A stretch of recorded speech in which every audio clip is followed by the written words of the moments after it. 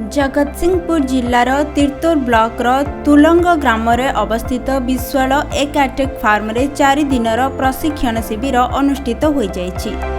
एही शिविर देशी चूना माछर प्रजनन और यार चाष प्रणाली विषय रे आलोचना होइथिला। बांग्लादेश रु आसीथिबा मत्स्य विभाग ऑफिसर, मत्स्य चाषी, विश्वविद्यालय प्रोफेसर समेत 9 जन जोग देथिले।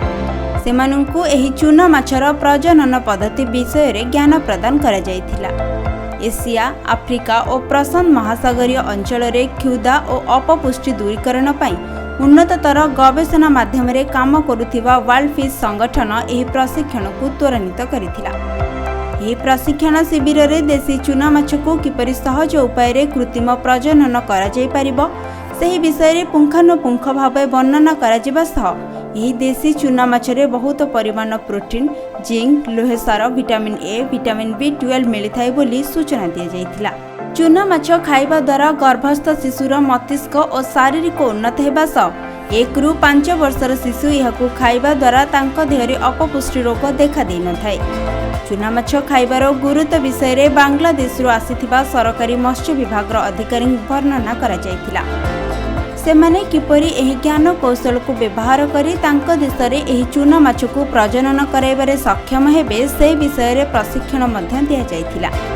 एही शिविर रे wild fish roe project coordinator doctor Saurabh Dubey मुख्य अतिथि भावे जोग देथिबा बेले wild fish roe technical coordinator Rashmi Ranjan Das, Kalpajit Gogoi प्रमुख जोग दे प्रशिक्षण शिविर को सफल रूपायन देथिले। एमानक सहित विश्वाल एकटेक मालिक सौरभ विश्वाल और wild fish project assistant Vibhuti Bhushan दास प्रमुख उपस्थित रही प्रशिक्षण शिविर समापन करथिले। वाइल्ड फिश तरफ टेक्निकल कोऑर्डिनेटर भाव काम करे। तेणु आमर एठी विश्वाल फार्म रे आमर SIS माने स्मॉल इंडिजिनस स्पेसीज सब ब्रीडिंग करा जाउची। आमर पोहला, महुराली आउ करांडी आउ आपनकर छोट कंटिया से सब ब्रीडिंग करा जाउची। तेणु आम प्राय महुराली भल भाव ब्रीडिंग कर सारूँ। आउ ता बाद आमर पोहला आज ब्रीडिंग होती भल भाव माने ब्रीडिंग होती।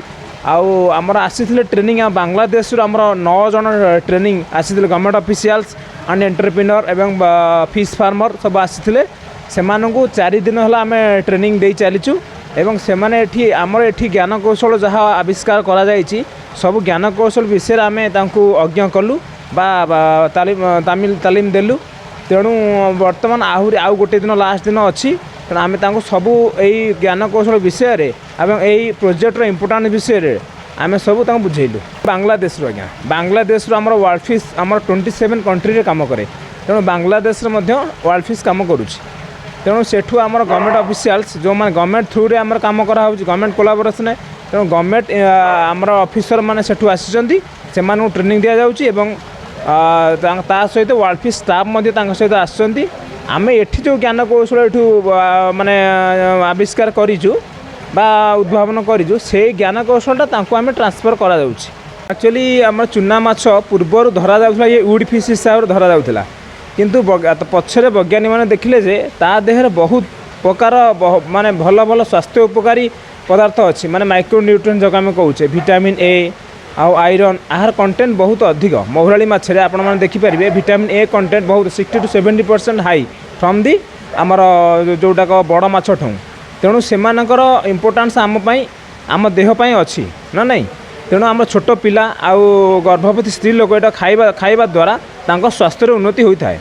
कि बांग्लादेश कहीं आसना बांग्लादेश आहार डिमांड आमर करांडिया महुराली डिमांडटा बहुत अधिक। आमर जदि ये 268 बिक्री हो सेठी प्राय इंडियन मनी 500 ରୁ 700 टका केजी बिक्री होउची बांग्लादेश बा आमर जो वेस्ट बेंगल लगी बांग्लादेश। तेणु से माने एठू ज्ञान कौशल शिखी सेठी से प्रयोग करेंगे एवं अधिक परिमाण रे मूला प्रस्तुत करि परिबे। आम महुराली आपणकर कार्प सहित यहाँ छड़ा जाई परिबो। आपण कार्प बा आमर जोटा रोही भाकुड़ को कौन सी हाम्पर न करी तार प्रोडक्शन को हाम्पर न करी महुराली माछ आराम रे आपण 1 ରୁ 2 ରୁ 3 क्विंटाल आपण पाई पारिबे।